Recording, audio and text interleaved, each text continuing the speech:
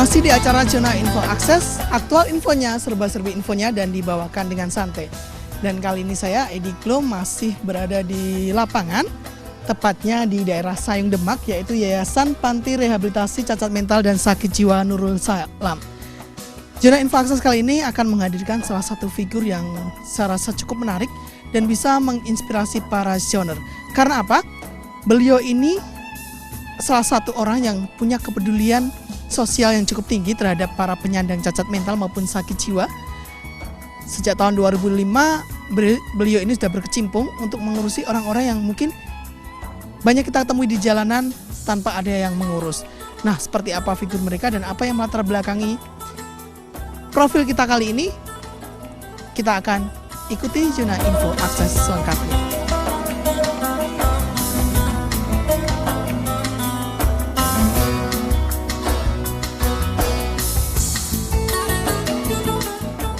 Selamat siang Pak Sadiman. Nah, para visioner, seperti janji saya tadi, kita akan ketemu dengan salah satu penggiat sosial, yakni Pak Sadiman. Nah, ini Pak mungkin bisa dijelaskan sekelumit sedikit ini. Apa sih yang melatar belakangi Bapak akhirnya terjun di kegiatan sosial, apalagi untuk anak-anak penyandang cacat mental dan sakit jiwa ini? Ya, jadi bermula dari keberadaan itu anak-anak di jalanan dan orang-orang psikotik yang di jalan yang semakin banyak. Nah, di sana saya terlintas bagaimana untuk membuat panti gitu ya, sehingga pada saat itu datanglah Pak Yai ini, Pak Yai Fatoni itu ke rumah saya. Bagaimana Pak Yai kalau kita membuat panti psikotik gitu ya, karena jumlahnya makin lama makin banyak. Nah, dimulai dari sana, pertama kita ngambil di jalan-jalan itu ada 5 orang, terus makin lama berkembang makin banyak waktu itu, sehingga kami pada waktu itu kesulitan karena tempat dan lain-lain. Nah, karena kesulitan tempat itu maka kami kerjasama terutama dengan pemerintah DKI, yaitu dengan Dinas Sosial DKI. Nah, kita bekerja sama untuk melaksanakan tugas-tugas pembangunan kaitannya dengan penanganan psikotik. Dari perkembangan makin lama makin banyak, sekarang ini sudah lebih dari 300, yang 108 sudah sembuh total.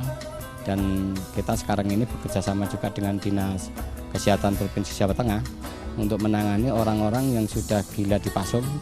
Setelah sembuh dari rumah sakit jiwa, itu kita lanjutkan penyembuhannya di sini, sehingga mereka nanti bisa pulang, itu sekaligus menghilangkan stigma dari orang sakit jiwa tapi dari pulang dari pondok pesantren gitu. Sejak kapan Bapak mulai kegiatan aktif di sini? Di sini baru tahun 2005. Jadi 2005 itu baru perintisan, sampai tahun 2007 itu masih perintisan. Nah, mulai banyak ya sekitar 2009, 2010, 2011 ini mulai jumlahnya makin banyak. Nah, ini Pak, mungkin para visioner di rumah biasanya beranggapan bahwa berdekatan dengan orang kelainan mental, orang sakit jiwa itu biasanya mempunyai stigma tersendiri. Kalau Bapak sendiri gimana ketika tahun 2005 itu hanya memutuskan ingin menolong mereka? Ada nggak perasaan kekhawatiran terhadap nanti jangan-jangan saya justru akan di-join masyarakat atau seperti apa ini? Iya, justru kami tertarik itu karena mereka ini pada saat itu jarang yang ngurus gitu ya. Mereka di jalan-jalan kan jumlahnya makin banyak dan sudah telanjang gitu ya. Nah, sehingga kalau pada waktu itu kan rumah saya Semarang, saya kerjanya di Demak, sehingga hampir tiap pagi itu tahu di jalan-jalan itu banyak orang-orang telanjang, tapi yang ngurus ini siapa gitu ya. Akhirnya kita sepakat, udahlah kita yang ngurus saja, daripada tidak ada yang ngurus, ini termasuk dosa kifayah gitu. Orang-orang yang tidak mengurus ini ya menjadi ikut berdosa. Nah, sehingga kita dengan niat itu maka bersama-sama Pak Yai dan santri-santri ini, dan kami latih juga 40 santri untuk terapi psikologi praktis selama 10 hari. Mereka bagaimana bisa menangani psikotik ini secara di samping secara tradisional dengan herbal, juga secara ilmu, yaitu dengan psikologi. Kami mengundang pelatih-pelatih dari psikolog untuk melatih mereka bagaimana menangani orang secara ilmu gitu ya. Ini kami latih 40 santri. Jadi para visioner nanti bisa dikasih lihat bagaimana terapi yang akan dilakukan di sini ya Pak ini? Ya.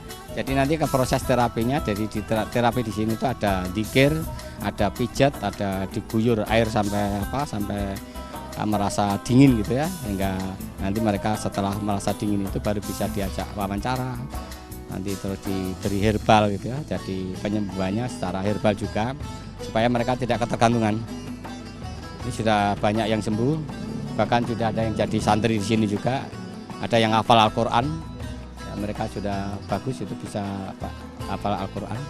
Dan di samping itu juga kami menangani ini anak-anak yang korban rob juga dengan pendidikan khusus. Jadi ada 42 anak yang korban rob yang kami tangani melalui pendidikan khusus. Nah, para senior di rumah jangan kemana-mana, nanti setelah jeda komersial berikut ini Jona Info Akses akan mengulik lebih dalam lagi tentang Yayasan Nurus Salam. Mari Pak.